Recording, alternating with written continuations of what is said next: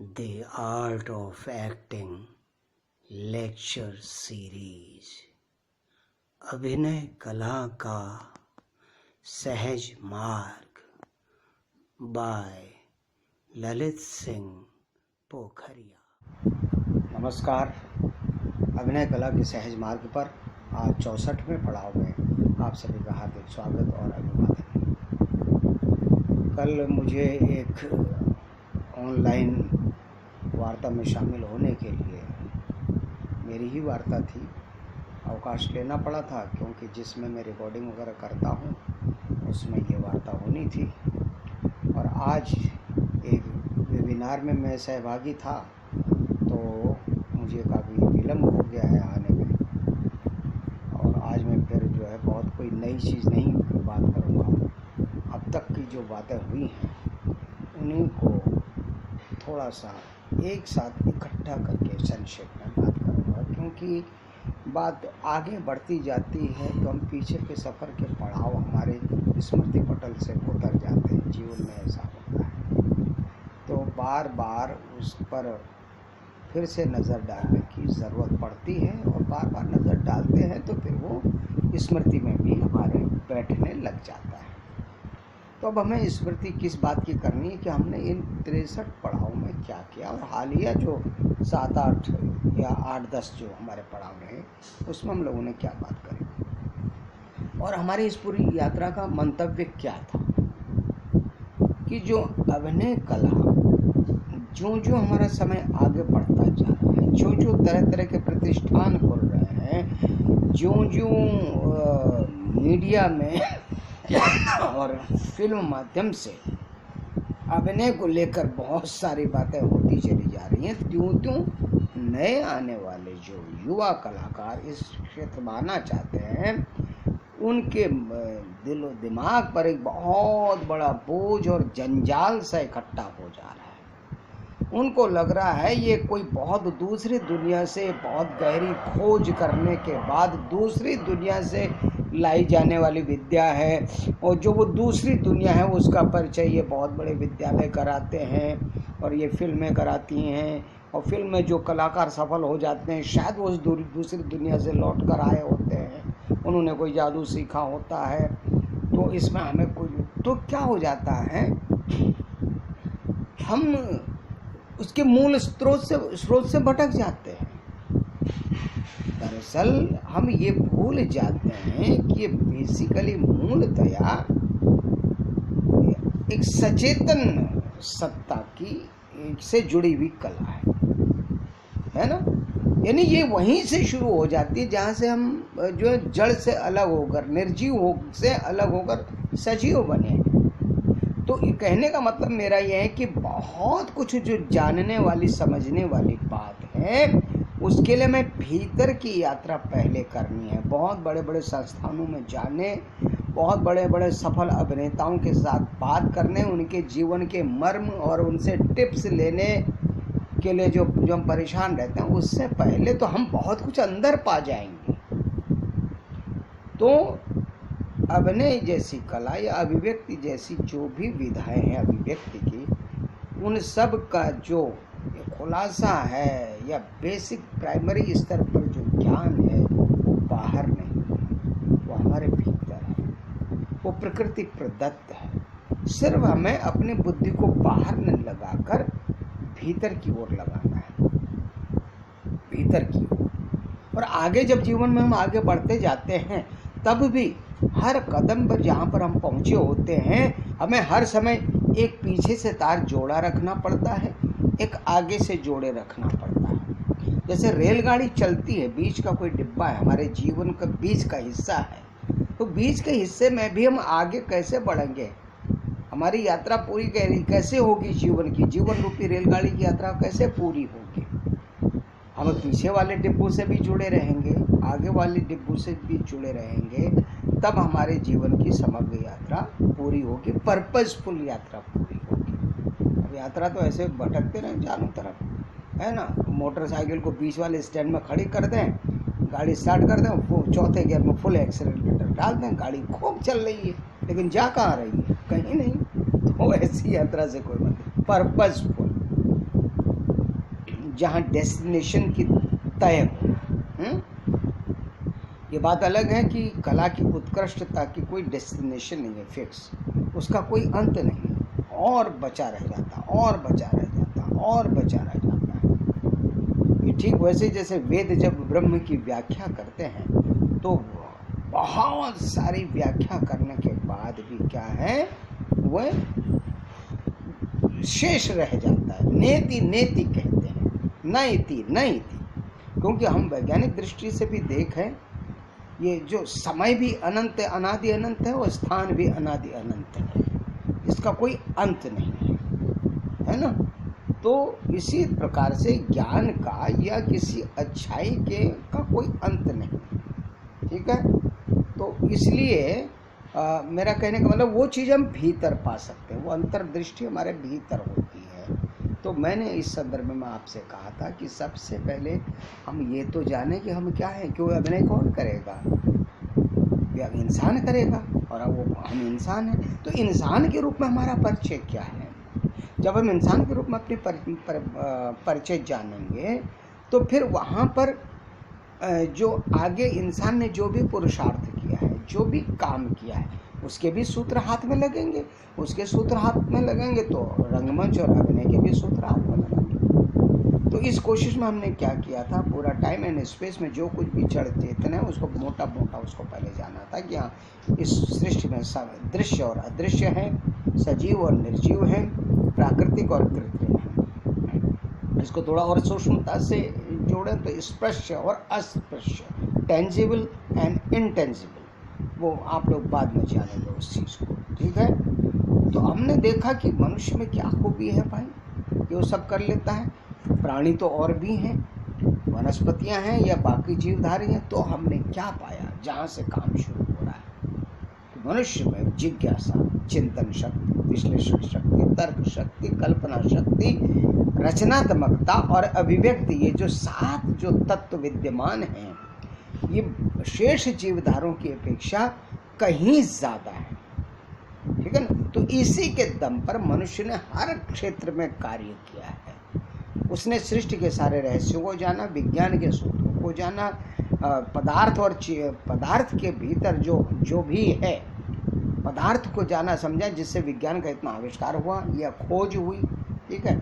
और चेतना किससे वो जुड़ा, चेतना के भीतर जाना, तो इतना बड़ी साहित्यिक रचनाएं हुई, संगीत, इतने पेंटिंग, चित्रकला, दर्शन, ये सारी चीज़ें हुई, ठीक है ना। तो इन्हीं सब के दम पर भी रंगकर्म भी हुआ। तो हमने इस तरह से जान लिया। अब हमने ये जाना था कि भाई आखिर कोई भी कला है तो उसके लिए कोई औजार होते हैं, कुछ उपकरण होते हैं। तो उस उपकरण की बहुत अच्छी तरीके से रवानगी या तैयारी होनी चाहिए, वो बहुत पुख्ता हालत में या बहुत अच्छी हालत में होनी चाहिए, तभी उनके द्वारा काम संपन्न होगा। जैसे बढ़ई के औजार हैं, आरी है, बसूली है, रंदा है, ये सब अगर सही हालत में न रहे तो कितना भी कुशल बढ़ई हो तो वो काम नहीं कर पाएगा। किसान है, किसान का न हल ठीक है, न बैलों के कंधे पे रखने वाला जुआ ठीक। अब ट्रैक्टर से खेती होती है तो पता चला ट्रैक्टर का इंजन नहीं काम कर रहा है, तो कितना बढ़िया किसान हो, कितना ज्ञानी हो, कितना फसलों का उसे ज्ञान हो, बुआई का तरीका कितना ज्ञान हो, हाथ पानी कब कितना पड़ेगा ये कितना भी ज्ञान हो, लेकिन कैसे करेगा, है ना। इससे बड़ा डॉक्टर है, डॉक्टर का जो काम है, जो मूल बिल्कुल सामान्य जो उसके उपकरण, इक्विपमेंट, इंस्ट्रूमेंट हैं, भाई थर्मामीटर है, ब्लड प्रेशर की मशीन है, स्टेथोस्कोप है, ये सब नहीं है तो उसकी जानकारी आजकल वो ले ही नहीं पाएगा, कितना भी उसने काम किया हो। हालांकि पुराने ज़माने में वैद्य लोगों का एक दूसरा नाड़ी विज्ञान से वो लोग काम करते थे, वो एक अलग शास्त्र था। लेकिन आज के शास्त्र के हिसाब से बहुत कुशल होने के बावजूद औजार सही नहीं रहेंगे तो काम नहीं कर पाएगा, ठीक है। उसी प्रकार से अभिनय, जो हम अभिनय करेंगे उस कला के भी कुछ औजार हैं। तो हम इसके चिंतन मनन के जरिए किस नतीजे पर पहुँचे कि अभिनय के 4 औजार हैं या 4 उपकरण हैं। 2 बाह्य हैं और 2 भीतरी हैं। बाह्य को हम भौतिक भी कह रहे हैं, जैसे वाणी है और शरीर है, और भीतर मन है और मस्तिष्क है, ठीक है। तब हमने आपको शरीर की पूरी तैयारी, शरीर कैसे फ्लैक्सिबल बने, कैसे ऊर्जावान बने, स्फूर्तिवान बने, ताकि हमें तरह तरह के पात्रों के हिसाब से भाव भंगिमा करने और शारीरिक अवस्था को इमेजिन करने में आसानी हो जाए, है ना। इसी प्रकार से वाणी क्या है, वाणी में ध्वनि क्या है, वॉइस और वॉइस का वॉल्यूम और पिच क्या है, ठीक है। इसके बाद ये कैसे हमारा कंठ तैयार होगा बहुत बढ़िया तरीके से। तो फिर हमने फेफड़ों की बात सोची, श्वास प्रश्वास के अभ्यास की बात करी, और फिर गले की बात करी कि कैसे हम जो अलग अलग सुर वोकल कॉर्ड्स को हम लचीला बना पाएंगे, उसके अभ्यास की बात करी। फिर वोकल कॉर्ड को लचीला बना के तो केवल ध्वनि निकलेगी, ध्वनि को शब्द में बदलने के लिए मुख गुहा के जो अंग उपांग हैं, जीभ है, दांत हैं, चबड़े हैं, होंठ है, इनको भी फ्लैक्सिबल करना है, इनके भी संचालन और गति और स्थिति के लिए इनको बहुत अनुकूल बनाना है, ताकि हम जो भी भाषा के जो भी शब्द बोलें वो उपयुक्त उच्चारण के साथ और उपयुक्त व्याकरण के साथ तो बोले ही बोले, और क्या कहते हैं कि भाव और विचार के अनुकूल शब्द पर ध्वनि भी दे सकें, वॉल्यूम भी दे सकें, और उसके स्केल के हिसाब से भी काम कर सकें। इस तरह सारे इन पर काम किया हमने। अब हमने भीतर जो सूक्ष्म उपकरण हैं, मन और मस्तिष्क, इनके लिए हम बहुत सारी बातें करें। मन के लिए हमने अनुभूति परकता, संवेदनशीलता, कल्पनाशीलता, इनके विकास के लिए क्या क्या हो सकता है इन पर बात करी। मस्तिष्क की चिंतनशीलता, विश्लेषण शक्ति, तर्क शक्ति, इन सब के लिए हमें क्या क्या करना चाहिए, इस सब पर हमने बात करी।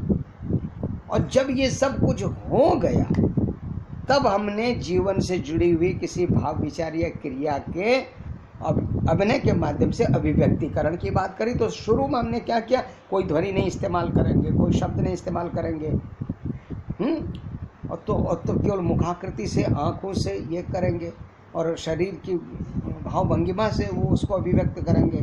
इसके लिए हमने ठंड और गर्मी ये सब का उदाहरण लिया था।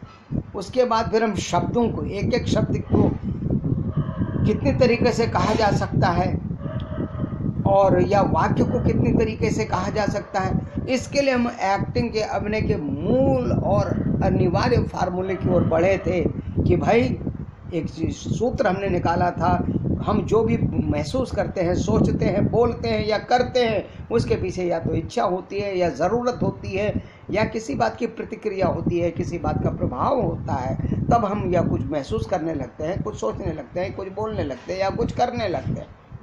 तो और इसके साथ साथ जो पात्र होता है उसके करने का तरीका क्या हो, ये तीन चीज़ों पर निर्भर करता है। उसके तीन प्रकार के चरित्र चित्रण पर, भौतिक चरित्र चित्रण यानी शारीरिक चरित्र चित्रण, सामाजिक चरित्र चित्रण और मनोवैज्ञानिक चरित्र चित्रण। इस तरीके से इतना सब व्यापक जो है विश्लेषण, अध्ययन, विश्लेषण करके तर्क पर पहुंचा जाता है, सुनिश्चितीकरण पर पहुंचा जाता है कि क्या किया जाए, मतलब कैसे किया जाए। इसके लिए हमने आपको 5Ws और 1H की भी बात बताई थी, उसको संक्षेप में सूत्र रूप में इस तरह से काम लिया जाएगा। ये सब चर्चा करने के बाद हम क्या आए थे, एक एक वाक्य को हमने भांति भांति तरीके से बोला था, फिर 5-6 लाइनों का एक हमने पैराग्राफ बनाया था। उसके साथ फिर हमने उसके अभिनय के साथ साथ टाइम एंड स्पेस के फैक्टर में अभिनेता कैसे डिज़ाइन करता है वोकलाइजेशन को, अंगों को, क्योंकि दिए गए समय और स्थान में अलग अलग भंगिमाओं से बात का अलग अलग असर पड़ता है, अलग अलग बात कहने के लिए गए समय के बदलाव से असर बदल जाता है, लेकिन ये सब तय होता है भीतर से। मन क्या महसूस कर रहा है, वही जो बात आ जाती है ना, हम क्या महसूस कर रहे हैं, क्या सोच रहे हैं, क्या बोल रहे हैं या क्या कर रहे हैं, इसके पीछे इच्छा क्या है, ज़रूरत क्या है, प्रतिक्रिया क्या है और प्रभाव क्या दे रहा है, किसका प्रभाव है और किस मनोदशा में है, ठीक है ना। और जो मनोवैज्ञानिक चरित्र चित्रण में बहुत विभिन्न बिंदु बताए, इस हिसाब से यह तय हो जाता है कि क्या अभिनय कैसे किया जाए, ठीक।